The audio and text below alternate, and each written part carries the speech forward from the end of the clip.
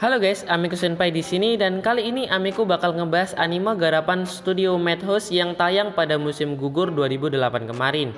Ya, anime ini berjudul Chaos Head, berkisah tentang seorang otaku sekolah menengah bernama Nishijou Takumi yang kerap menghabiskan waktunya untuk bermain game online dan menonton anime. Namun kehidupannya berubah seketika ketika ia menerima gambar tragedi pembunuhan dari pengguna bernama Shogun lewat jejaring online, dan dia harus berurusan dengan pihak keamanan terhadap pembunuhan yang tidak ia lakukan. Oke, daripada penasaran, langsung saja ambil posisi rebahan, buang masa lalu para mantan, selamat menonton dan check it out. We start to dance and I'm singing like, girl, you know I want your love. Love was handmade for somebody like me. Come on now, follow my lead. Maybe crazy, don't mind me, say. Scene awal dibuka dengan keadaan dunia yang telah mengalami kehancuran. Diperlihatkan juga seorang gadis yang tengah melakukan senam bibir kepada laki-laki yang tengah terkapar sembari menodongkan senjatanya. Entah apa motifnya, namun gadis itu sempat mengucapkan permintaan maaf. Ya, cerita lalu difokuskan kepada tokoh bernama Nishijou Takumi, sebut saja Taki. Kehidupan dunia nyata yang sering mengabaikannya membuatnya menjadi seorang otaku yang nolop, sehingga membuatnya sering berhalusinasi, terutama kepada karakter anime yang sangat ia sukai bernama Saira. Tak jarang Saira muncul baik di saat membangunkan Taki ataupun menemaninya memainkan game online. Taki memilih bertempat tinggal di sebuah kontainer yang berada di puncak gedung, yang tentunya jauh dari interaksi dunia luar. Taki juga memiliki seorang adik perempuan bernama Nanami. Namun sikap Taki yang begitu dingin terhadap Nanami kerap membuat Nanami merasa kesal dengan tingkah kakaknya itu. Taki yang sering memainkan komputer tiba-tiba menerima pesan gambar dari orang tak dikenal bernama Shogun. Bahkan Shogun mengirimkannya berkali-kali yang membuat Taki merasa diteror. Taki yang merasa cemas tidak sengaja membuka salah satu gambarnya. Betapa terkejutnya Taki ketika melihat laki-laki yang terbunuh mengenaskan dengan beberapa tancapan salib pada bagian tubuhnya. Taki berusaha melupakan kejadian itu dengan bermain game. Namun dia teringat kembali ketika tidak sengaja melihat situs web komputer di sebelahnya. Saat berjalan pulang, Taki mendengar suara aneh yang membuatnya penasaran. Lantas Taki berusaha mengumpulkan keberanian dan mendekati sumber suara tersebut. Betapa terkejutnya Taki ketika melihat korban pembunuhan sama persis dengan gambar kiriman Shogun. Terlihat juga seorang gadis berlumur darah yang tengah memegang salib. Kedatangan Taki membuat gadis itu menghampirinya, bahkan juga menyebutkan nama Taki. Tentu hal itu membuat Taki merasa ketakutan dan segera melarikan diri dari tempat itu. Kejadian itu membuat Taki terus memikirkannya, bahkan ketika berangkat sekolah. Taki terus saja merasa bahwa dirinya diikuti oleh seseorang. Merasa tidak tenang, Taki hanya bisa berlari sampai di mana ia tidak sengaja terjatuh. Benar saja, ada seorang gadis yang menghampirinya. Gadis itu bernama Kusunoki Yuwa. Ternyata alasan Yuwa mengikuti Taki adalah karena ia jatuh cinta kepada Taki. Tentu Taki tidak percaya begitu saja, terlebih dia ini adalah seorang otaku nolop. Namun Yuwa berhasil meyakinkan Taki. Bahkan Yuwa juga mengetahui karakter Saira yang disukai oleh Taki, yang membuat Taki berhalusinasi kepada Yuwa. Hobi yang sama membuat Yuwa merasa semakin dekat dengan Taki. Yuwa juga meminta Taki untuk menemaninya membeli action figure Saira. Lantas Taki menyetujuinya, meski dengan perasaan sedikit ragu. Di sekolah, Taki melihat gadis pelaku pembunuhan itu. Tentu hal itu membuatnya terkejut sampai terjatuh. Saking ketakutannya, Taki tidak berhenti memohon untuk tidak dibunuhnya. Mendengar hal itu membuat gadis itu bingung, karena sebenarnya gadis itu bernama Sakihata Rimi yang tidak lain merupakan teman Taki. Hanya saja Taki tidak mengingatnya. Taki percaya setelah Daichi menunjukkan foto saat mereka bersama. Di rumah, tiba-tiba Taki dikejutkan dengan gadis iblis yang berdiri di depannya, yang mengancam akan membunuhnya. Yang sebenarnya merupakan Rimi yang datang mengunjungi Taki. Rimi merasa khawatir karena di sekolah Taki terlihat pucat. Merasa terganggu, Taki justru mengusirnya. Sementara itu, Yuwa datang ke tempat Taki yang saat itu tengah bermain game. Sesuai janji di awal, Yuwa meminta Taki untuk menemaninya membeli action figure milik Saira. Di tengah jalan, Taki bertemu dengan Nanami. Tentu hal itu membuat Nanami heran karena melihat kakaknya membawa seorang gadis perempuan. Hari itu pun mereka melakukan berbagai hal bersama yang membuat Taki merasa lebih hidup. Ditambah Yuwa yang meminta alamat email Taki Taki semakin membuatnya merasa malu. Namun ternyata Taki tidak begitu menghiraukannya. Bahkan Taki tidak membalas email Yua. Berpikir Yua akan menyerah, justru hal itu membuat Yua khawatir akan keadaan Taki. Lantas Yua menemui Taki yang membuatnya berhalusinasi kembali. Yua juga meminta Taki untuk menemaninya pulang bersama. Benar saja, Yua tengah berdiri sendirian menunggu Taki, yang membuat Taki merasa bahwa Yua benar-benar tulus. Mereka pergi ke tempat kincir air, menikmati pemandangan yang begitu indah berdua. Sampai-sampai Taki hampir menangis karena merasa begitu bahagia. Suasana berubah seketika ketika Taki menyadari tujuan asli Yua. Dia mengetahuinya dari artikel New Gen yang terlihat saat tas Yua terjatuh. Taki mencoba untuk kabur, namun dicegah oleh Yua. Dengan tatapan tajam, Yua menghujani Taki dengan rentetan bukti dan pertanyaan. Singkatnya, Yua menuduh Taki sebagai pelaku kasus New Gen. Terlebih, Yua menemukan pasak yang sama persis digunakan pelaku di tempat Taki. Taki mencoba menjelaskan tentang Shogun yang menerornya dan membuatnya terjebak dalam situasi ini. Namun, Yua justru beranggapan bahwa Shogun tidak lain merupakan Taki itu sendiri yang menggunakan akun ganda. Lalu ditunjukkan kelas flashback dari Taki, di mana Taki merasa kecewa karena tidak bisa mengikuti liburan yang selama ini ia tunggu. Karena kecewa, ia terus saja mengatakan dan memikirkan hal buruk yang entah kenapa hal itu benar-benar terjadi. Dan semenjak saat itu, Taki menjadi orang yang enggan berbicara dan berinteraksi dengan orang lain. Untuk membuktikan teori Yua tentang Shogun, Taki berkonsultasi di rumah sakit karena Taki mengira dia mengalami tidur berjalan. Namun setelah menjalani terapi, ternyata Taki baik-baik saja dan tidak ada hal aneh yang terjadi.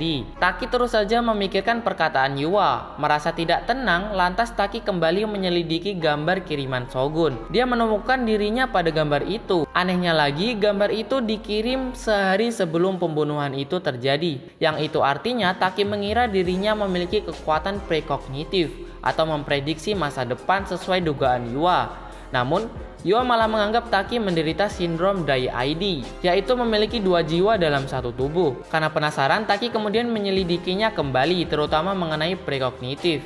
Alhasil, ia menemukan grup band bernama Phantasm dengan vokalis bernama Fest yang memiliki keterkaitan dengan hal itu. Taki memutuskan menghadiri acara band itu guna mengungkap kebenaran dan rasa penasarannya. Tentu saja bersama dengan Daichi, karena tidak mungkin rasanya jika seorang otaku nolop bisa pergi sendirian ke tempat penuh keramaian dan kebisingan. Di sana Taki melihat Fest yang ternyata merupakan seorang perempuan. Tiba-tiba Taki melihat vokalis itu sedang memegang sebuah pedang. Tatapan Taki membuat pandangan Fest tertuju padanya. Tidak sampai di situ, Fest juga berjalan mendekati Taki. Dan anehnya lagi, dalam setiap tatapan Taki, entah kenapa Fest kehilangan pakaiannya sampai tidak berbusana dan bersentuhan dengan Taki. Mimin ngira bakalan ada adegan begitu nih. Namun ternyata itu hanya halusinasinya Taki saja. Bahkan saat berhalusinasi pun Taki tidak sempat menikmatinya karena terfokus pada pedang milik Fest. Merasa tidak tahan, Taki pun keluar dan pergi meninggalkan tempat itu. Esoknya Taki kembali melihat gadis yang memegang pedang seperti milik Fest saat tengah berbelanja bersama Nanami. Entah kenapa, namun sepertinya hanya Taki saja yang dapat melihat pedang itu. Saat di rumah dan tengah memainkan komputer, Taki dikejutkan dengan munculnya gambar prediksi kejadian New Gen keempat di dalam website komputernya. Bahkan kali ini pelakunya mengaku sebagai vampir. Dan juga Taki menemukan kata-kata yang sama dengan yang diucapkan dengan Fest pada gambar itu yang diduga ditulis oleh korbannya. Taki kembali bertemu dengan gadis pembawa pedang yang ia lihat waktu bersama dengan Nanami. Gadis itu bernama Aoi Sena. Kali ini Sena menyadari bahwa Taki dapat melihat pedangnya. Dan terungkap ternyata pedang itu bernama D-Sword. Tentu Sena menghampiri dan menanyakan langsung kepada Taki. Dan seperti biasa, lagi-lagi Taki menghayal dan dengan khayalan yang mesum. Meski sempat berbohong, namun Sena tetap mengetahui bahwa Taki benar-benar bisa melihatnya. Setelah memastikannya, Sena beranjak pergi meninggalkan Taki sambil memberitahu identitasnya. Akibat konser dari Phantasm, tiba-tiba kata-kata itu mendadak populer. Tentu Taki merasa cemas karena kata-kata itu sama dengan kata-kata yang ia temukan pada kasus New Gen keempat. Dan terungkap kembali fakta di mana Fest merupakan gadis bernama Kishimoto Ayase yang ternyata bersekolah di tempat yang sama dengan Taki. Bahkan, sampai-sampai Taki berhalusinasi bahwa Ayase ingin menikah dengannya. Ayase juga mengatakan satu-satunya cara agar Taki bisa selamat adalah dengan menemukan pedangnya. Sepulang sekolah, Taki bertemu dengan detektif yang mengajukan beberapa pertanyaan mengenai Mugen. Meski awalnya merasa takut, namun Taki justru menceritakan seluruh kejadian itu kepada detektif dengan maksud meminta perlindungan. Detektif itu hanya diam menyimak seakan percaya karena cerita Taki yang bertentangan dengan nalar. Di rumah, Taki segera membuka action figure terbaru dari Seira, yaitu versi kebangkitannya. Namun Taki dikejutkan dengan Rimi yang datang tiba-tiba. Taki justru mengira Rimi akan membunuhnya karena telah membocorkan kasus ini kepada detektif. Tentu Rimi bingung karena dia datang untuk melihat action figure Seira versi terbaru. Lantas Rimi langsung merebutnya dari genggaman Taki. Merasa direbut, lantas Taki mencoba mengambilnya kembali. Alhasil, tubuh Taki menimpa Rimi dan tidak sengaja menggenggam buah kesayangan milik Rimi. Situasi mendadak menjadi canggung yang mengharuskan Rimi untuk segera pulang. Dan di sini Mimin ngelihat Rimi ini memiliki rasa kepada Taki.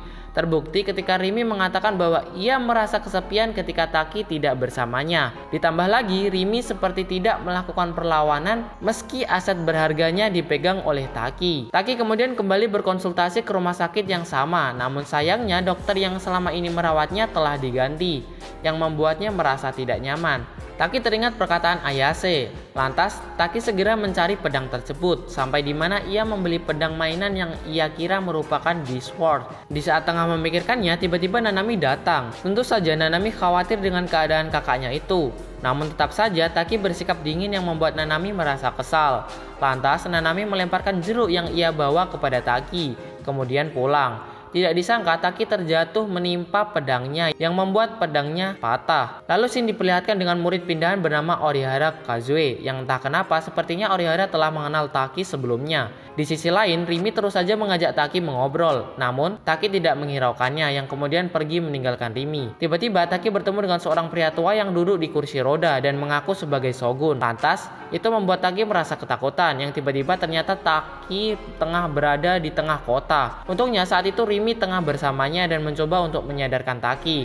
Namun Taki justru berbicara buruk kepada Rimi yang membuat Rimi harus menampar Taki. Kemudian Rimi memeluknya dan mengajak Taki untuk segera menjauh. Menyadari niat baik Rimi, Taki merasa bersalah. Taki kemudian pergi, namun ia sempat mengucapkan terima kasih yang membuat Rimi merasa senang. Esoknya seperti biasa, Taki dibangunkan oleh Seira yang merupakan imajinasinya dan bersiap untuk sekolah. Taki tidak sengaja bertemu dengan Orihara yang saat itu terjatuh di tangga. Mengira akan menolongnya, Taki justru mengabaikannya. Setelah sampai di kelas, Orihara menghampiri Taki yang saat itu tengah bersama Rimi. Orihara menunjukkan raut kekecewaan dan memberi Taki sebuah perban. Entah apa motifnya, namun sepertinya Orihara ingin Taki membalut lukanya. Di saat tengah pulang, Taki melihat rantai yang mencurigakan. Merasa penasaran, lantas Taki menelusuri rantai itu yang kemudian membawanya kepada Sena. Merasa dijebak, Taki bergegas pergi, namun terlambat. Terpaksa Taki harus terlibat pembicaraan dengan Sena. Pada akhirnya Sena hanya menyudutkan Taki, kemudian pergi meninggalkannya. Di sisi lain, Yua meminta bertemu dengan Taki kembali. Tentu saja sulit bagi Taki untuk percaya.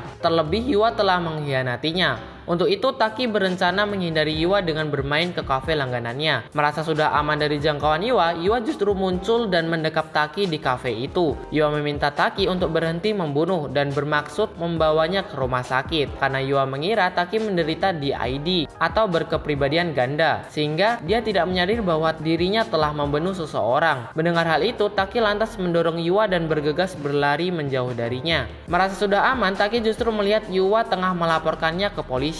Taki pun mengira orang-orang sedang mengejarnya yang membuatnya terus berlari, yang sebenarnya hanya khayalannya. Tiba-tiba Ayase datang dan membantu Taki melarikan diri. Sama halnya dengan Taki, Ayase juga dikejar polisi. Ayase dicurigai karena lagu yang ia ciptakan berkaitan dengan kasus Mugen. Namun melihat tubuh Ayase yang menarik justru membuat Taki kembali berkhayal mesum kepadanya. Taki menceritakan pedang Discworld yang telah ia beli, yang ternyata merupakan pedang mainan biasa. Ayase kemudian menunjukkan menunjukkan pedang Discworld yang asli yang membuat Taki terkejut. Lantas Taki menanyakan bagaimana cara mendapatkannya. Ayase juga tidak mengetahuinya. Yang jelas Taki harus merasakan kehendak atas dirinya sendiri. Di rumah Taki kemudian menerima email misterius yang berisi video kasus bunuh diri massal. Setelah mengumpulkan keberanian, Taki menyelidiki ulang video itu dan beranggapan bahwa Shogunlah pelakunya. Taki terus saja memikirkan cara mendapatkan Discworld. Kemudian Taki terpikir yaitu dengan menggambarkan khayalannya menjadi kenyataan. Mungkin bisa memicu petunjuk Discworld miliknya. Tiba-tiba Taki melihat Yua tengah memandanginya yang membuatnya berlari ketakutan. Untungnya Rimi datang menenangkan Taki. Rimi juga berusaha untuk selalu menemani Taki.